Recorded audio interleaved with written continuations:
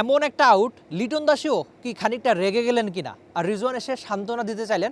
তবে এই দুজন সবচেয়ে বড় ক্যারেক্টার না, এই আউটের সবচেয়ে বড় চরিত্র মিরাজ আর সালমান আলী আঘা।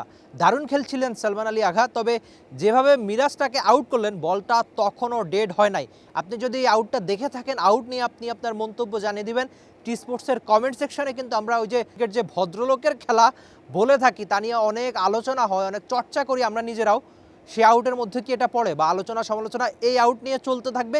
এই আউট নিয়ে পাকিস্তানিরাও অনেক ধরনের কথা বলবে, কিন্তু আপনার মন্তব্য কি? যতখানি খেলাটা দেখে মনে হয়েছে বল ততক্ষণে ডেড হয় নাই, বলটা তখনও খেলার মধ্যেই ছিল। তাই এই আউটটা বাংলাদেশ ক্যাপ্টেন মেহেদী হাসান মিরাজ করতেই পারেন, কারণ আপনি যখন ক্রিকেট মাঠে নামেন, ঠিক আছে আমি মানছি ক্রিকেটটা ভদ্রলোকের খেলা, কিন্তু আপনাকে তো আগে ব্যাটারকে আউট করতে হবে।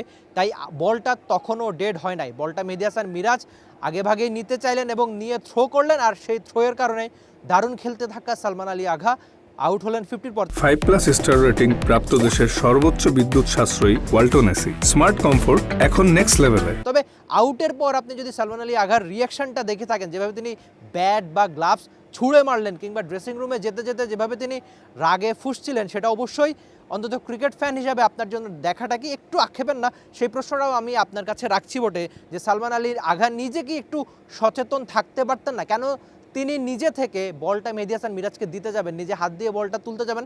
এটাই তো আমার প্রশ্ন। আপনি যদি তার আউটটা দেখে থাকেন, আপনার মাথায়ও নিশ্চয়ই এই আউটটা ঘুরবে যে মেহেদী হাসান মিরাজ তো এই সুযোগটা কাজে লাগাতেই চাইবেন, একটু চালাকি তো তিনি ক্রিকেট মাঠে করতেই পারেন। আমার মনে হচ্ছে যে যতখানি দেখে মনে হচ্ছে বা আম্পায়ারদের সঙ্গে বা যতখানি আমার আলাপ করা সম্ভব হয়েছে, কথা শুনে বা বলটা দেখে অন্তত মনে হয়েছে যে বলটা ততক্ষণে ডেড হয় নাই।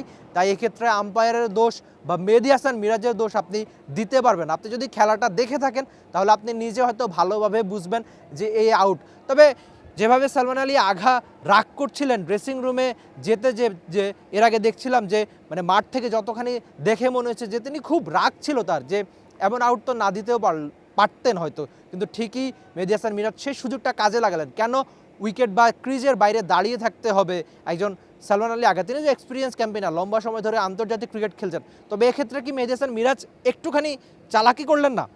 সেই মন্তব্য বা এই আউট নিয়ে যাবতীয় মন্তব্য, আউটটা কেমন ছিল, মেহেদী হাসান মিরাজ কেমন করলেন, বা সালমান আলী আঘার দোষ ছিল কিনা, সব নিয়ে আপনি আপনার মন্তব্য জানিয়ে দিবেন টি স্পোর্টসের কমেন্ট সেকশনে, যে কমেন্ট সেকশন আপনার জন্য সবসময় খোলাই থাকে। Rifat Emil, T Sports, Dhaka. For more updates, subscribe to our YouTube channel and click on the bell icon.